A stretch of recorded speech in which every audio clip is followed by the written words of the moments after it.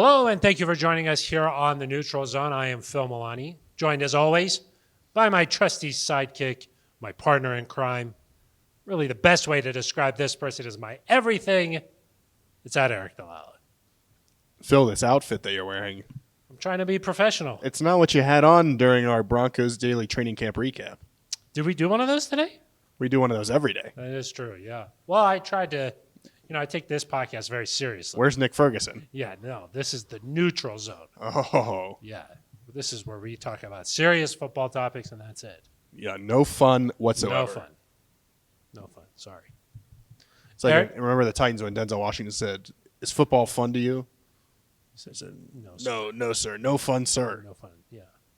That's like this podcast. I haven't seen that movie in a long time. Good movie, though. Great movie. Heard it's one of the best football One movies of the ever. best football movies. Everybody agrees with that take. I think so. Yeah. Most people, I would say. It's one of the Most best. rational people. Yeah. Yeah. Eric, it's the halfway point of camp. It's just flown by. It actually has. It has gone by pretty quick. I think it's probably because of the way Broncos head coach Nathaniel Hackett has structured this thing. Yeah, with kind of the, what would you, I wouldn't call it maybe a recovery day. A mental day. Yes, a mental day. It's like kind of a jog through pace, I would say. Get a little sweat going, but you're not banging the bodies around too much. Right. Every third day is like that, Right. which is nice, I think. Every day with you is a mental day because you're just so brilliant. Yeah. I challenge. There's so much I going push on. it. I can't turn it off, really. Yeah, it's like, Do you know what I mean? yeah, It's a blessing and a burden. it's a curse. With great power comes great responsibility.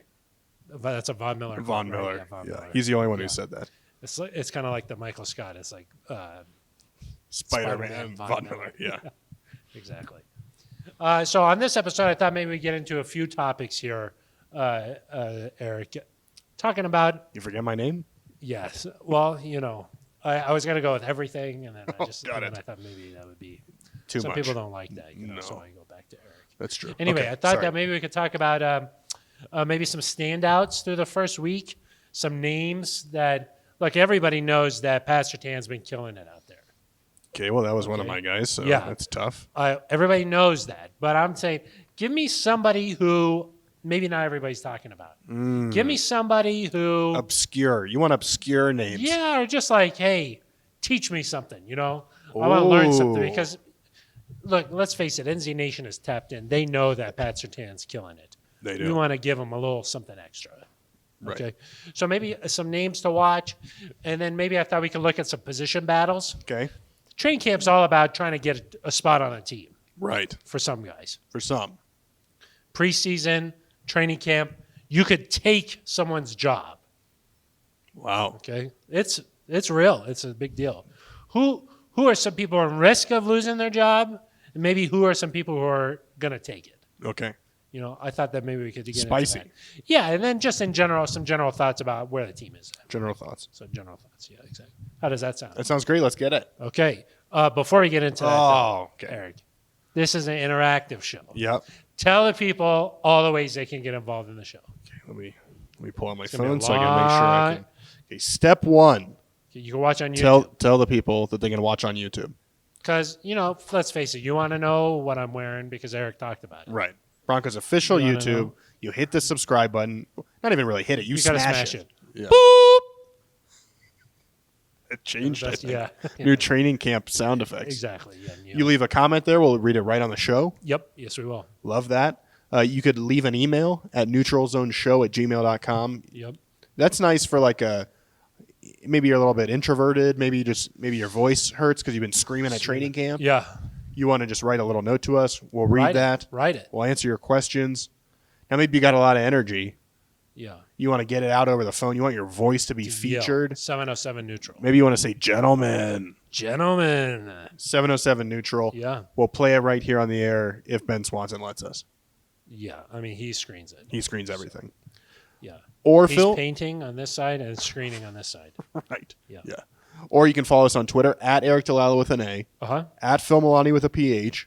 What would you say? That's probably non-traditional spellings. Non-traditional spellings. Or at Broncos Podcasts. Oh, really? That's a Twitter account. That's a new one. Okay. Yeah. It features a lot of my takes That's weird. No if you takes ask from me. no takes from It's you. almost like you run that account. That's weird. It's kind of weird. Yeah. I don't know. Yeah, it's kind of strange. Got those little like animations with the squiggly lines. You know what I'm talking it about? looks like it's audio. Yeah. Yeah, some people call that like an audio wave. Yeah. Well, I call it a little squiggly lines. Yeah, those People are know. nice. People know what I'm talking about. Yeah. That's what's great about you is that you take something that's really highbrow and you make it really conversational. I know. I make it so that you can understand. I just thought you said I'm brilliant. Which one is it? That's true. Yeah, which I'm one caught is in a pickle here. it? Yeah. Phil, I hope that people that receive Neutral Zone stickers Yeah. from us recently at training camp, I hope they're watching. I hope they're listening. Of course they are. Many ways to listen. You can also listen on iTunes, Spotify, TuneIn, Stitcher, everywhere. It's really everywhere. Google Play, It really is everywhere. DenverBroncos.com. Yeah. You could go to the website and listen to it. You can. In the mobile app.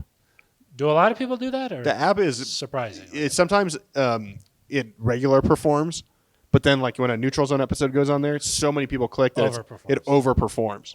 And what happens when that happens? Fireworks. yeah. Tugalicious. Smoke comes out of out Right. of your phone. Yeah. Nathaniel Hackett just like screams somewhere in the distance. Yeah, screaming. The other day I saw him at practice. I was just watching him, and during stretch he just ran over to Garrett Bowles, who was laying down on the grass stretching, and he just hugged him on the ground. Wow. I was like, oh, okay. It's a good story. Yeah, thanks. That's what I'm sort of. Bowles has been into the hugs. He hugged Bradley Chubb after a rep the other day. No, It was like a nice rep between the two of them, and they just hugged. I was like, really. you guys are supposed to hate each other. They said beforehand that brothers fight. Brothers fight, that's true. Yeah. And they don't hate each other. It's just a No, they love each other. little bit of Teammates. exaggeration. It's like a family. Right. Yeah. Families Kinda like fight. us. Right. Yeah. Yeah. Yeah, exactly. All right, Eric. Let's get into our first topic here on this episode of the Neutral Zone. I want some names, some standouts, some people that when they're playing out there on the field, you go, huh? Yeah, that's true. Yeah. Sometimes- Huh. You're like, huh, who is that? Sometimes I am like that. And I'm like, where's Jordan? I need a roster. Yeah. Yeah, that's Because what you learn the guys who catch touchdowns. And intercept, And intercept the and passing. sack the quarterback. Right. And so if you don't do one of those three things, Yeah. bad. I'll say this, Eric. Been doing this a long time. Okay, take this. So take the number of years and the 90 guys each year. Well, more than that because you More kind than of that, you there's- rotate. I would guess you probably get to like 140 potential guys. Yeah, I'd have Like to be signings throughout the year, like practice a computer squads. or something if to know. What's a all that. computer? Yeah, Yeah, that's Like true. a You'd have to be machine. really impressive. yeah, Some of these guys, they come in for a cup of coffee, they're gone. yeah. And It's they all wear like similar numbers. I'm like, gosh, who is that? You know, What do you mean they all wear like similar numbers? sometimes 30 is Terrell Davis. Oh. Sometimes 30 is Philip Lindsay. Sometimes 30 is David Bruton. Sometimes it's Caden Stearns. I will say that that's true. I will say there are definitely number ranges where like if you have a jersey number that's in like the late 30s, that's not a good sign normally. No, you don't. You want me early 30s. Early 30s is good. Late 30s, that's like the last one to get chosen. Yeah. Not generally a great sign. Generally. But there's exceptions to every rule. Yeah. Anyway, so who are some of your guys? Okay, so you don't want like Pat Surtain. Well, you don't. Pat has been doing. Pat's really been really well, doing really well. Is like Montreal Washington off the well. grid I think enough? we could talk Montreal Washington Okay. a little bit. Yeah, I mean, comes from a small school, relatively a surprise pick. During the draft. He said he didn't think he would be drafted. Yeah. Never had any communication with the Broncos. Really, his only claim to fame was a really impressive performance against the University of Florida. Right. Other than that, you're like, who is this He person? smoked them. He killed him. Yeah. What do you do to a gator? I don't know what you do. I've actually had gator bites before. They taste like chicken. You got Like bit by a gator? No. Like little nuggets of gator nuggets. Oh, got it. Back when I lived in You are Florida. not. You aren't gator bited. No, bitten. Bit. No, Gator bit. I wasn't. You had gator bites, not gator bits. I think the impressive thing about Montreal Washington is that everyone expected him to compete as a punt returner and a kick returner. And that's it. Yeah. And that's it. And I don't mean it to be disrespectful here to this player that I'm about to name, but I envision like a Deontay Spencer where Yeah. he contributed on special teams, but there was no real offensive role. Yeah. Deontay Spencer would go in and he'd catch maybe a quick bubble, or like he'd run a fake It's jet not the sweep. main way he contributed. Right. And if he did contribute, it was in kind of a gadget way. Yeah. Montreal Washington has just been good at receiver. Yeah. He's been getting open. He's been getting separation. I don't think I've seen him drop a pass. He's made contested catches. He's fast. He can do a backflip. He did a backflip right in front of me in the end zone. He almost kicked you in the face. Yeah. Which, how awesome would that have been? Yeah. I would have had a battle scar. I don't know, Yeah. like, what happened? Yeah. Montreal, Washington, backflip kicked me in the face. You could have told that story at his Hall of Fame induction. Yeah. Yeah. So with him, I still need to see it against obviously better competition. Yeah. Real, like when in he's a getting preseason getting hit is important, I think, for a guy like him. yeah, and a little bit undersized. But also, it's one thing to be doing against the 2s or the 3s. If he gets more first team reps, can he do it against Ronald Darby? Pat Surtain shuts down everybody, but can he do it against a Ronald Darby? Can he do it against a K'Wan Williams in the slot, a Sang Bassey, those type of guys? That's the next step for him. But at this point, Phil, I would expect him to be probably the Broncos' 4th receiver. Yeah, I mean, the fact that you're even talking about that is still sort of mind-blowing. Just 7 days here, and he's really impressed, I think, to that level where you're like, man, this guy, I mean, KJ Hamler said that he's taken him under his wing. He's probably coming for KJ. Well, I mean, yeah, it's possible. Yeah. He's, obviously Judy and Sutton are above kind of both those guys, but then Hamler and Montreal Washington, they're similar type guys. Those are the 3rd and 4th options, probably in the Hamler Washington order at this point. But I kind of even came into camp thinking, does Montreal make this team? Yeah. Because, when Tim Patrick was healthy, you think, okay, well, you got Tyree Cleveland, you got Kendall Hinton. There's a bunch of guys. If the Broncos keep 5 receivers, maybe it's not possible maybe Montreal just doesn't do enough. I don't think there's any doubt that if he keeps playing like this, he's not just going to make the team. He's going to be active on game day. He's going to be a guy that plays offensive snaps. So he's seen his stock improve as much as anybody. Let me ask you this just before we move on, because Yeah. I saw a little bit of this after Tim Patrick went down. Before Tim Patrick went down, how would you have ranked the wideouts? Because I saw a lot of people saying that Tim Patrick was the number 2 wideout. How would you have ranked those? So I think, and this is nothing against Tim. I love Tim. Tim's great. There is a lot of like revisionist history going on. Yeah, they're like, oh, now Judy's going to have to step up into that number 2 role. And I was like, wait a second, what? I think before Tim got hurt, in the conversations we had all summer, the conversations on the radio, is Cortland Sutton or Jerry Jeudy going to be the number 1 receiver? Yeah. Who's going to get the targets from Russell Wilson? I think, and then Tim gets hurt, and you're like, okay, well, actually, looking back on it, Tim has the most touchdowns over the last couple of years. 11 touchdowns over the last 2 years. More than any player. Jerry Jeudy had 0 last year. That's correct. And he didn't have 11 the first year. So he did not. He's not tied. So he's not tied. Tim is also tied for the lead in red zone touchdowns over the last 3 years with Noah Fant, who's also gone. Yeah. He's still healthy, but he doesn't go here anymore. Yeah, I don't even know who that is. But I think that like you look at Tim and you're like, okay, well, he caught a lot of touchdown passes. He doesn't drop any passes. He makes contested catches. He's able to go up and get the ball against smaller defenders. I think the more you thought about it, you were like, okay, well, maybe we were underrating Tim a little bit because, we're kind of segueing into some of the stuff about the wide receivers. But through the first few days of camp, Cortland and Jerry are 2 guys that I need to see step up a little bit. Yeah.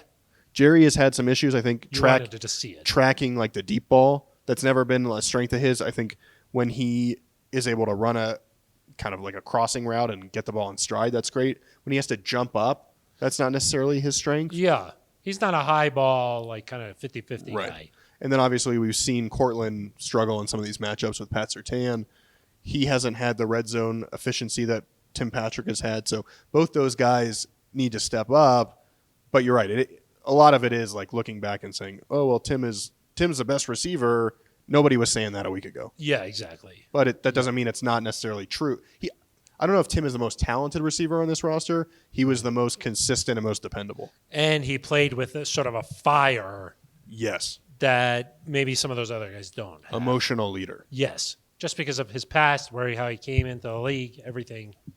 He had an edge. Like Tim's been kicked out of a game for punching a Raider in the face. I like that. I like that too. Yeah, I want some. They need somebody like when Derek Wolf. We're straying, but when Derek Wolf was here, he was asked about do you need guys like you, like Akib, like Chris Harris, like nasty guys on some the people field, call it some dogs. some dogs, some dudes being guys. Yeah.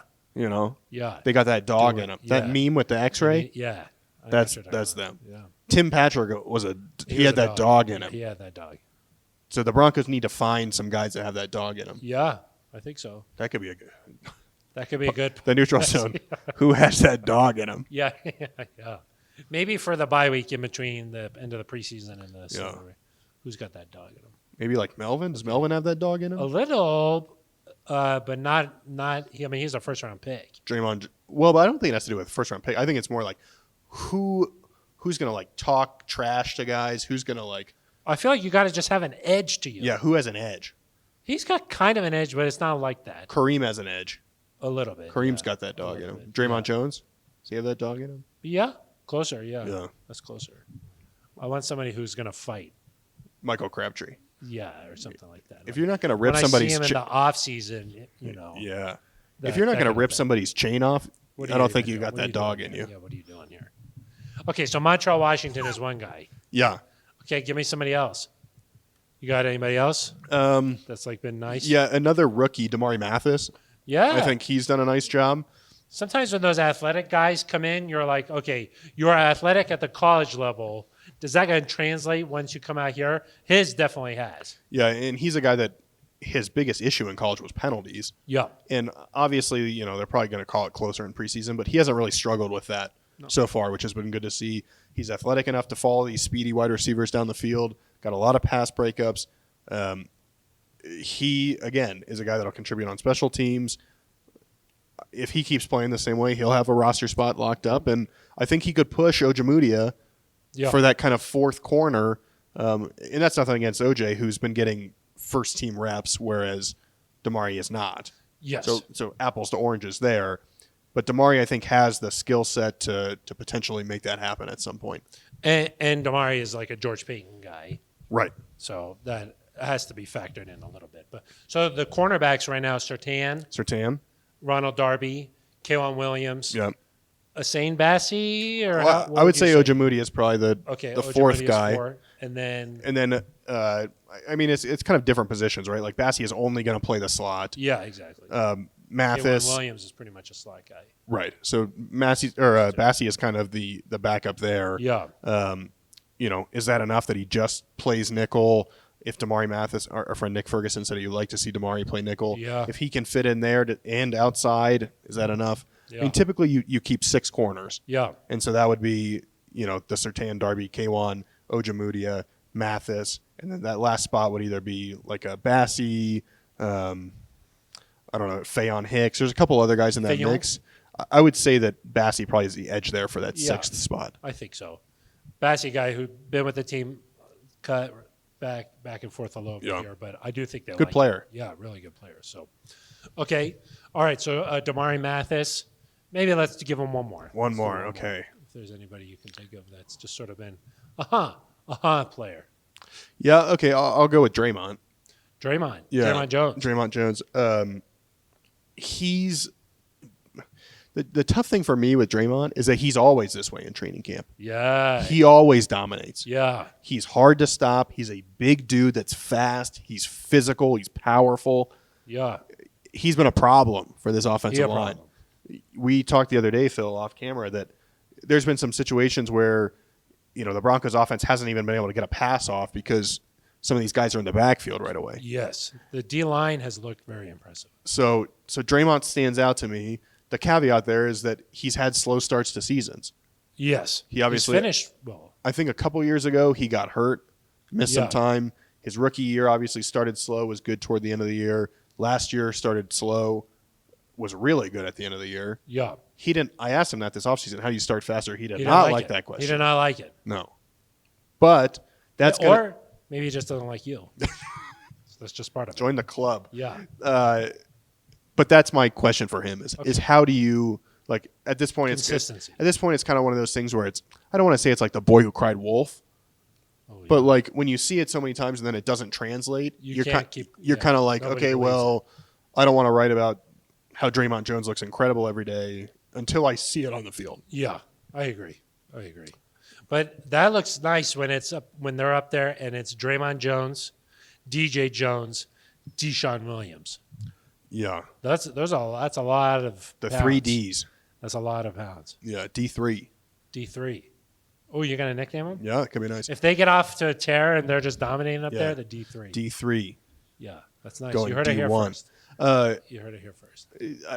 That spot worries me a little bit just because if one of those guys goes down, the depth is not great. We're knocking on wood here. Knock on wood. Knock on wood. The depth is not great. Well, I don't want to say it's not great. It's unproven because you got guys like Jonathan Harris and Inyoma Uwazurike. Nice. Who else is Any. that? He goes by any. Innie. Yeah. Matt Henningsen, all unproven Wisconsin. guys. And then obviously you got Mike Purcell in the middle. Yeah. I think Telvin Ageem's a guy who's also still relatively unproven. So Sosa. Sosa. They all got nicknames. That's you know? true. But the starting group is good. Yeah. Would you say generally across the board with this team, starting group is good? Backups seem like they've got a lot of potential, but maybe a little bit unproven. I mean, it really, not to like hedge, which I know we like to do, but it depends position by position. Like defensive line, starters good. Defensive line, very unproven with just potential.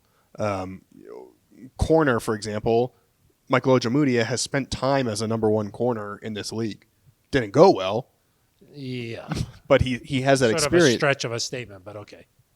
He has that experience. Outside linebacker, for example, I feel much better about that group as a backup with backups. Yeah. Offensive line, like at guard, you've got some like Graham Glasgow might be a backup. Yeah. He's got starting experience. So it just depends on where you're looking. But this team, there definitely are some spots on this team, no matter what George Payton has done in the roster, where if they lose a starter at certain spots, inside linebacker, edge, defensive line, another wide receiver, left tackle, like those sorts of spots, they're going to be hurting. Yeah. But every But- team is like that. Yeah, I would just say like across the board, if I were to just sum up the roster, I would say the starting unit looks pretty good. Yeah. Like there's some guys there. Then I would say the second unit looks like they've got a lot of potential, better than it's been in years past. The depth is better. The athleticism is better. But there are a couple of spots where I'd be like, oh, if you got hurt, that would not be good. Right. That's just a general statement, I would say. Josie Jewell's another guy that stood out to me. Okay. Yeah. Good to have him back. Yeah. He just changes the middle of that defense. Spent some time with Josie in the offseason, Yeah. you know. Shout out Brandon from Iowa. Brandon from Iowa, yeah. Yeah, we went out to Josie's hometown. Do you see Brandon or no? I didn't. I was looking for him. Darn. Yeah. Okay, let's move on to our second topic here on the show, Eric. Just some general takeaways of the team, how camp has been going. You know, where are we feeling at this halfway point? Yeah, I mean, I think we have touched on a lot of stuff so far. A couple of things that we haven't mentioned. One is just the offense in general. Uh-huh. We warned that this might happen, that things might not click. told you. That things might not click right away, that the offense might not be perfect, that it was going to take some time. That's what's happened. I think it's important to be patient. I'm not worried at this point. I think it's going to be a thing that takes a few games even to get this right.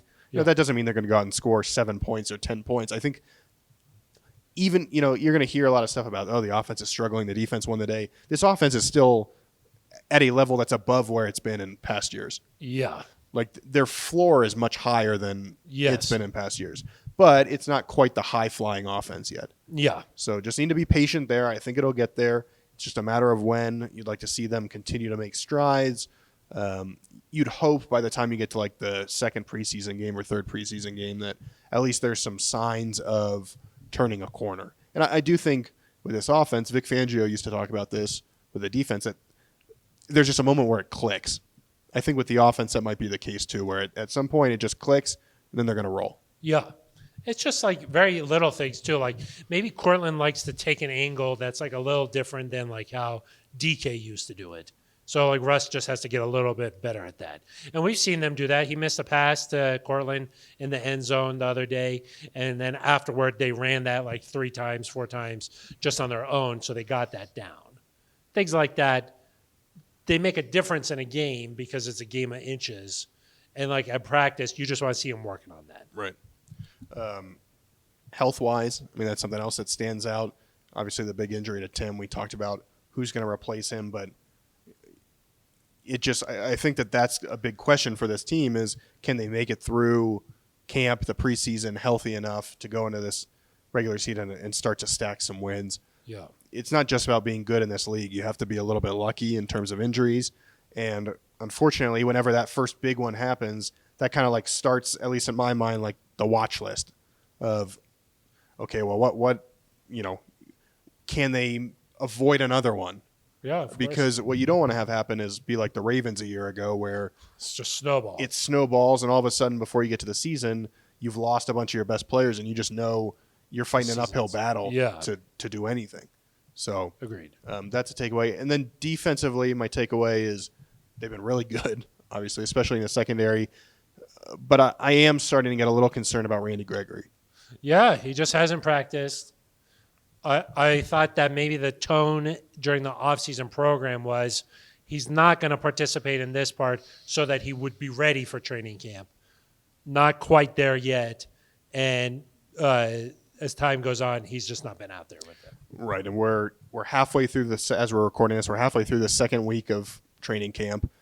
I would imagine that the Broncos don't want Randy Gregory's first day out there to be against the Cowboys. No. That seems like a bad idea from a mental standpoint, Yes, facing his your former old team.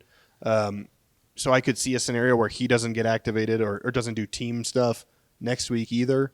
Then camp is technically over. After Camp's that point. done. You're now at the point where you're like 3-4 weeks away from this regular season opener, and then you start to wonder, okay, well, at a certain point, he's going to need time to ramp up. Yeah. Like you think about a guy like KJ Hamler, who was activated earlier this week. He did a little bit of jog through team, but like I would think it'll be another week before he's doing full speed team. And so Yeah. if you take 2 weeks, I don't know, we're just getting to the point where like in another week or so, I think there's going to start to be questions about, is he going to be ready for week 1? Yeah. Now, fortunately for him, a couple of things. One, he plays a position that's sort of not on an island, but it's sort of, you can just tell him, go rush the quarterback. Right. It's not like he's got to fit into a scheme or something necessarily. And the other good thing is that he could just be used in passing downs. Right. Where you know you need a rush. Yeah. And so that way, physically, maybe he's not like in full conditioned shape yet, but he's still out there playing significant minutes. Right. So, but I agree with you. I think that when I look at pass rush, the edge, there's Bradley Chubb, then there's Malik Reed, and then there's a bunch of guys who have not really done it. Nick Bonito is a second-round pick, never played in the NFL. Baron Browning's never played that position at the NFL. And Jonathan Cooper had some sparks last year, but really not like a guy Right. yet. Right. So I'm just sort of like, okay, well, let's see how this thing goes. Right. It's not a huge concern for me yet. It's just the Broncos, as good as they are in the secondary, they want teams to have to throw the ball quickly. Yep. They don't like Yep. they don't want to give teams time to pick apart their secondary. They're going to need those rushers. Presumably, you're going to be playing with some leads. You want to be able to take advantage of all that stuff and be as good on defense as you can be. They need Chubb and Gregory out there, assuming a Bonito or a Browning doesn't take a huge step. They need those guys out there together. Yep, I agree. And I think that we don't know anything for sure on this. We're just sort of thinking about it. And he just hasn't been ready to go. But he has been out there for stretching periods. He's been doing work on the side field, but not Right. And the good news is been out there. KJ one day wasn't out there, and the next day he was. Yeah. This could change at any second. We don't have an inside look at the team's plan. I mean, as we're recording this on a Wednesday, Randy Gregory could be out there Thursday morning. Could be. I think it's unlikely, but it's possible. Should we move on to topic number 3 here? Yeah, what's that? Okay, and that is the competition. Okay. The areas that were like, okay, maybe somebody's coming for a job. Got it. Yeah. Is there a position or is there a player that maybe you want to highlight that's been a surprise and you say, oh man, this guy could take a job? Yeah, I guess I'll point out a couple of groups maybe. Yeah, we don't want to maybe say. I think outside linebacker, again, is one of those where I'm really interested. Malik Reed has a lot of experience, but I think Bonito and Barron Browning are going to push for reps to a point where one of those guys is not going to see the field as much as they want. And then you wonder, if you're George Payton, what do you do there? Does that mean that someone doesn't make the team? Is it a trade? Yeah. What's kind of an option there? So that stands out to me. I think the backup quarterback position is really interesting to me. Yes. Josh Johnson has not kind of inspired the confidence I thought he would. He hasn't been like awful or anything, but it hasn't been like as crisp as I would like to see the first week. And so I'm really interested to see in the preseason games, how does Josh Johnson attack that? Is he able to do enough to earn the job? Does Brett Rippon kind of make a surge from behind? He's gotten some more second team reps over the last few days. Or do the Broncos say at the end of the preseason, neither of these guys is going to get the job done. We got to go elsewhere to find somebody. It has been interesting to watch the quarterbacks and the reps that they get, because Russell Wilson is getting, I don't know, what would you say, 65% of the reps? Especially it didn't start that way when camp started. Yeah. The last few days, Russ has gotten a lot of reps. And then the next guy probably gets like 25% of the reps, and then the last guy comes in and just finishes up with 10. Right. That's what it's sort of like. The third guy, he's just like maybe a couple throws and that's it. So whoever that is, as that third guy, really has to make the most of those opportunities. And they'll get more in the preseason, I would think. Yeah. But Brett has played better. He has looked better than he has been. Yeah, I agree. Yeah, he's taken a step, so he's somebody to watch there, I think. Yeah. And edge rusher definitely is a position to watch because, like we mentioned, there's an opportunity there. And I would say that, like, when you ask Malik Reed, he was at the podium on Wednesday. They said, okay, what part of your game has gotten a lot better? And he just said, mentally, like, I'm detecting things much faster. And I think there's a notion that, like, with Malik, he's got to be that sort of cerebral player, where a guy like Barron Browning just has so much physical traits that he could just overcome some of those things that Malik maybe just couldn't. Right. Or, overcome a lack of experience, He can overcome the lack of the mental side with his physical. Right. Game. Well, part of that is just he hasn't been doing it. Yeah, that's what I'm saying. Yeah. That's what I'm saying. Like, I could envision a scenario where Barron is like playing a lot at that position, even though he's never played there before. Right.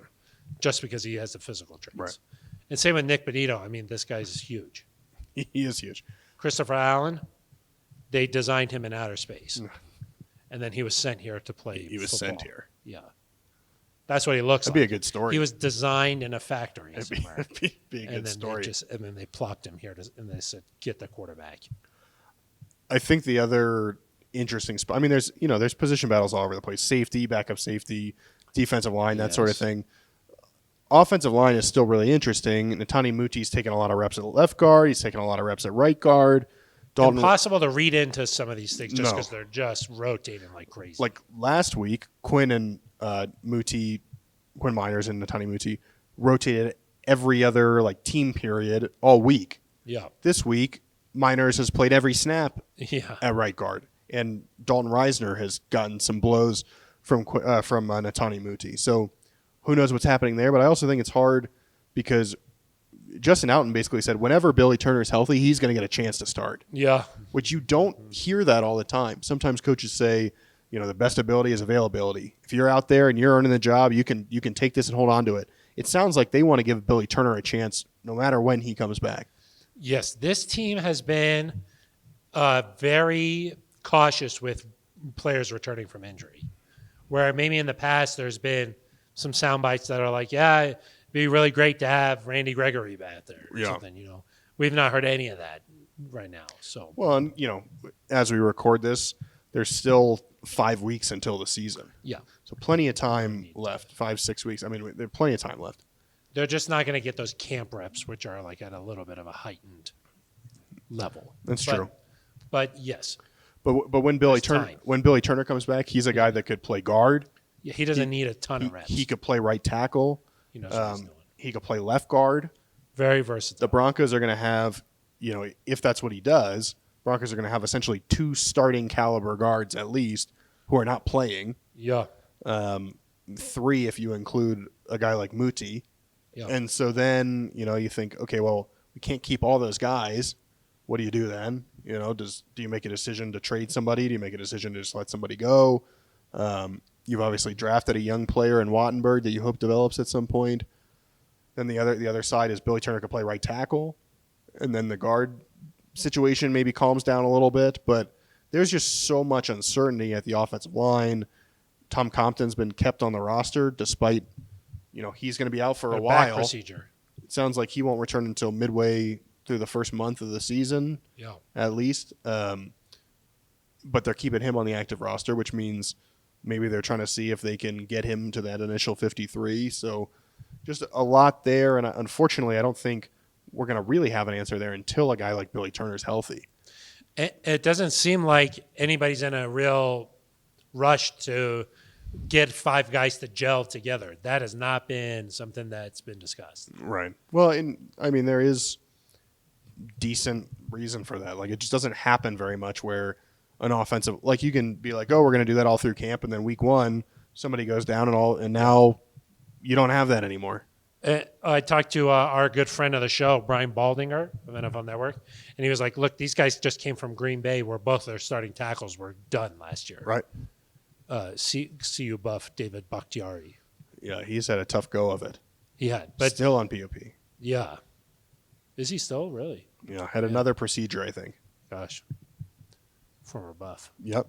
Anyway, those guys, they've had that experience where both their tackles go down. So they're like, look, we know we've got to be able to have some versatility along the line. So no rush there. But just from my perspective, as a podcast host, I would like to see 5 guys sort of emerge and be like a good unit where the tackle and the guard are playing together where they know what their responsibilities are. They feel comfortable there. Like, how many times did we hear Garrett Bowles and Dalton Reisner be like, oh, yeah, we helped each other out. We always talked about what was going on. Guard and center, things happen so fast. The closer you get to the center of the line, you want good communication there. Like, at some point, you just want to see those guys come together and have a really good gelling. Yeah.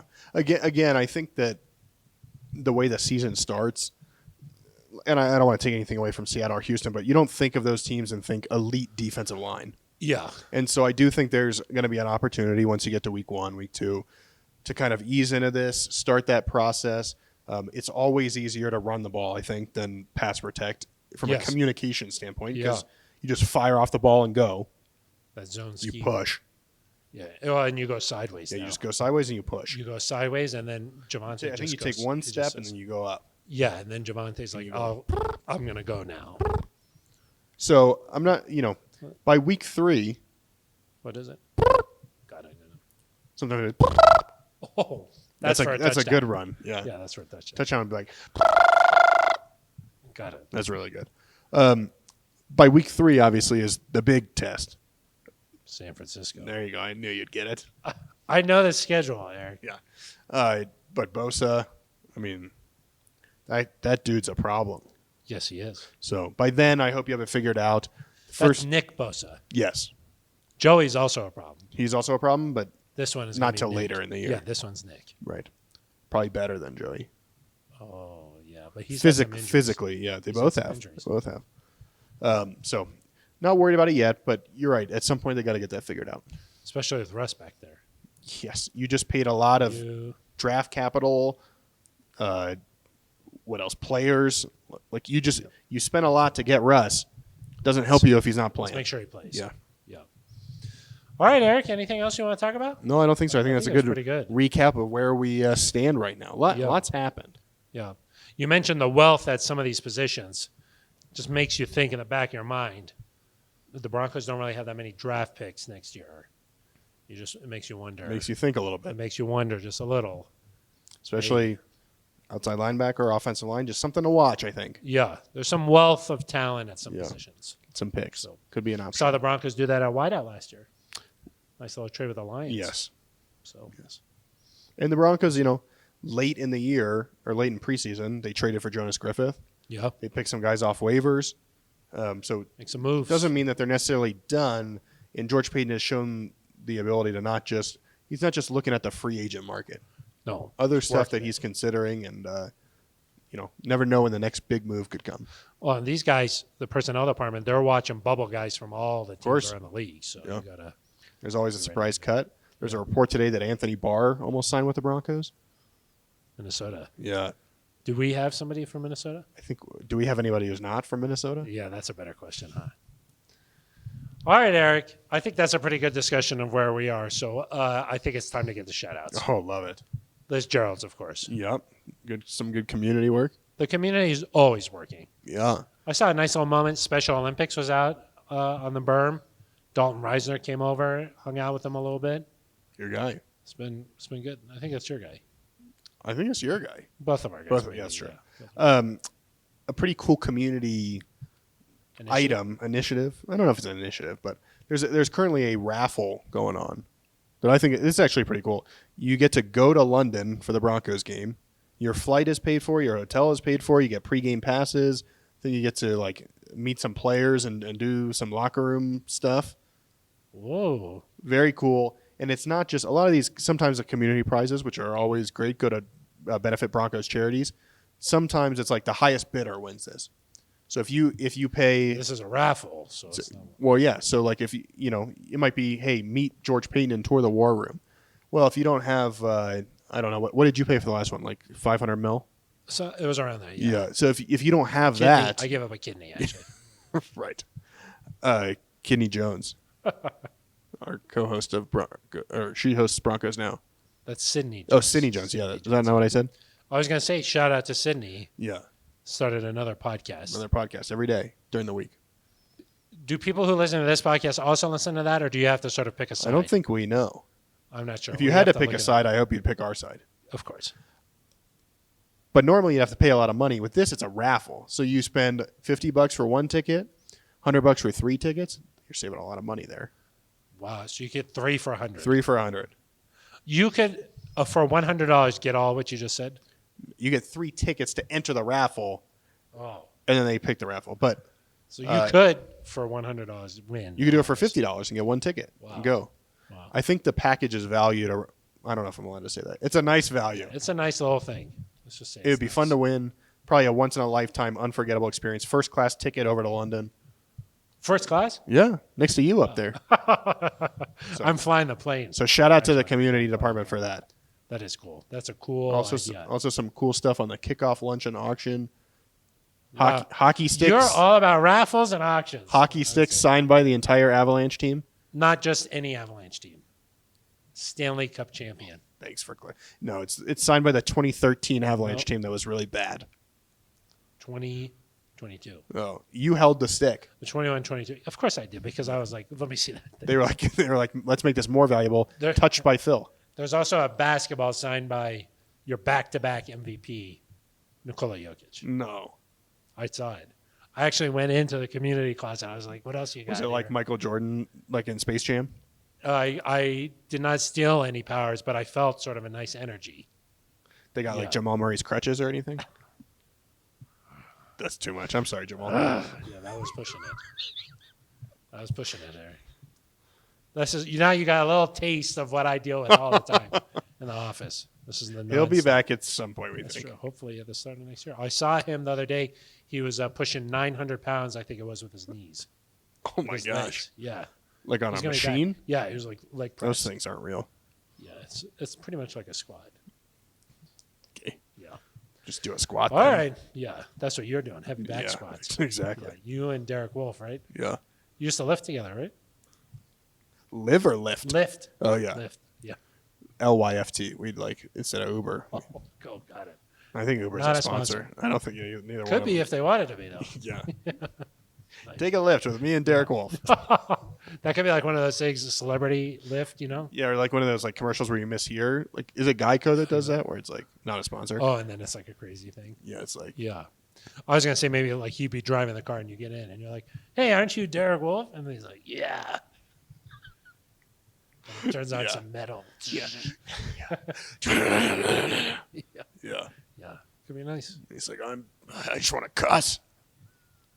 He did say that. He said that at the podium. He said some Yeah. crazy stuff up there. He did say some stuff, but we wish that's a nice shout out to Derek. Shout out to Derek Wolf. Happy retirement. 8 years with the Broncos, 10-year NFL career. Lives in Denver. Made this his home, and Said he'll be here a lot. Wish him the best. So maybe we should be quiet. He said he was interested in the media, so He could be on this podcast. he soon. could be. Yeah, let's Might just do face his the own facts. podcast. Let's just face the facts. He could be on this. Yeah. All right, that's going to do it for us. We'll be back next week, maybe after the Cowboys joint practice. Yeah. You going to try and get Jerry Jones on here, or what do you think? I've already lined it up. Yeah, good. Yeah, maybe a Micah Parsons and Pat Surtain together. That could be really good. That could be a little competitive. Yeah, go on, something there.